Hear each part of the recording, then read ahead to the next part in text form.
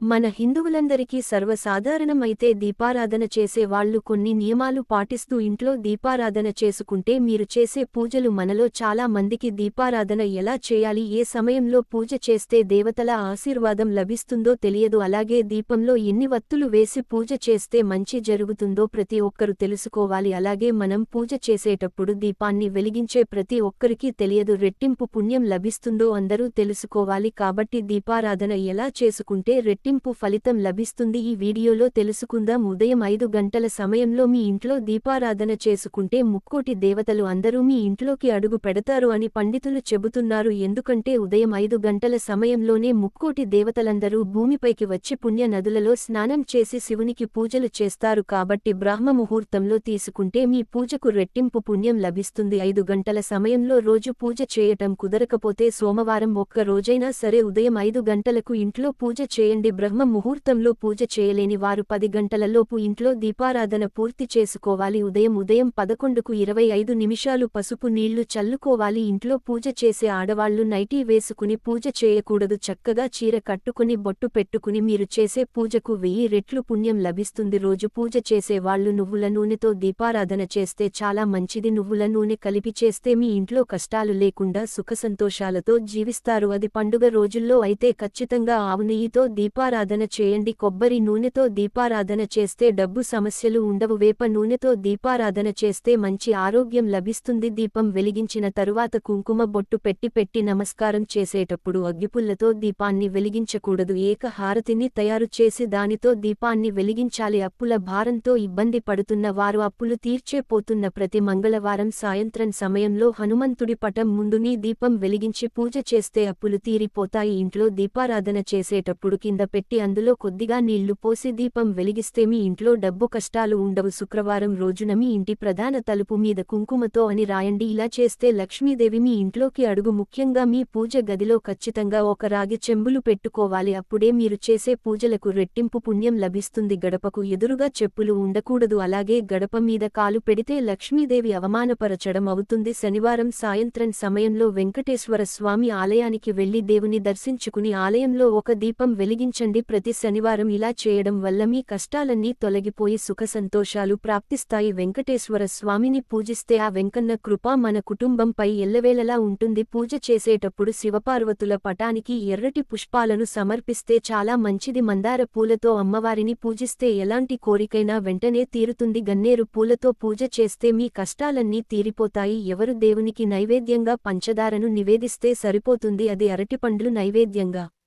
మీ ఇంటికి అష్ట ఐశ్వర్యాలు సిద్ధిస్తాయి. ఇంట్లో పూజ చేసేటప్పుడు ఆడవారు జుట్టు విరబోసుకుని పూజ చేయకూడదు. అలా చేయకూడదు. ముఖ్యంగా ఆడవాళ్లు చేసే పూజ కన్నా మగవాళ్లు చేసే పూజలకు 1000 రెట్లు పుణ్యం ఫలితంగా అది చాలా శుభకరం. అది అమ్మవారి అనుగ్రహం. అనారోగ్య సమస్యలతో ఇబ్బంది పడుతున్న వాళ్లు కుంకుమ నీళ్లతో తీసుకుంటే ఆరోగ్యం మెరుగుపడుతుంది. దేవుని పటాలను శుభ్రం చేయాలంటే శనివారం మాత్రమే చేయాలి. మిగతా ఏ రోజుల్లో దేవుని పటాలను శుభ్రపరచే కూడదు. మీ పూజ గదిలో ఎల్లప్పుడూ ఉండాలి. ఇంట్లో పూజ పూర్తయిన తర్వాత దేవునికి నమస్కరించి మీ తలపైన ఆ దేవుని ఆశీర్వాదం సంపూర్ణంగా లభిస్తుంది. అలాగే తీవ్ర పేదరికంతో బాధపడుతున్నవారు, అనారోగ్య సమస్యలతో ఇబ్బంది పడుతున్న వారు మంగళవారం రోజున కుంకుమను కలిపి హనుమంతునికి పటానికి సింధూరంగా పెట్టండి. ఇలా 5 మంగళవారాలు ఖచ్చితంగా చేయాలి. ఇలా చేస్తే మీ ఇంటికి, మీ ఇల్లు శుభ్రంగా ఉంటే, ఇంట్లో వాసన వస్తూ ఉంటే మీ ఇంట్లో దరిద్ర దేవత తిష్టవేసుకుని ఉంది. కాబట్టి ఇంటిని శుభ్రం చేసేటప్పుడు నీటిలో కొంచెం పసుపు అలాగే కలుపు అన్ని వేసి ఇంటిని శుభ్రం చేసుకోవాలి, వెలిగించాలి. చేయడం వల్ల మీ ఇంట్లో దరిద్ర దేవత ఉండదు. అలాగే ప్రతి శుక్రవారం మీ ఇంటి గడపకు పసుపు రాసి కుంకుమ బొట్లు